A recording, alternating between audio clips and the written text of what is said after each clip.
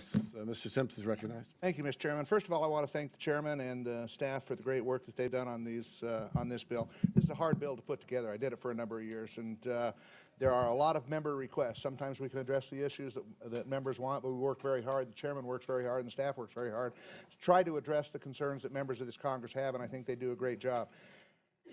Everybody is concerned about funding cuts in certain areas, and while we have a reduced allocation, I can tell you one of the problems in here that hasn't been really discussed yet, except by the Interior and Environment Subcommittee, is the fact that if you looked at probably 20, 25 years ago, 14% of the Forest Service budget went to fighting wildfires.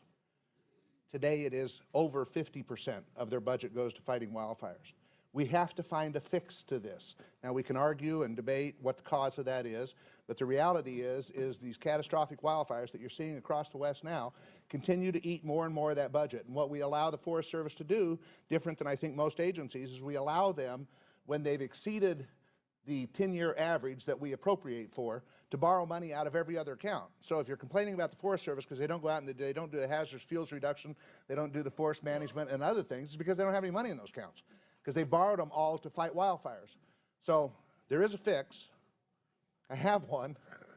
And if any of you would like to co-sponsor the bill, feel free to do it. It's the Wildfire Disaster Relief Act, and we're trying to get that passed. We've tried to do it over the last several years, but it would help immensely and would free up funds within the Interior Appropriations Committee to fund Indian Health Services at what it ought to be, or Indian education and rebuilding the schools at what it ought to be, or the Clean Water Fund, or some of these other things that we've had to cut funding from. So I want members to look at that and be aware of the challenges that this bill presents.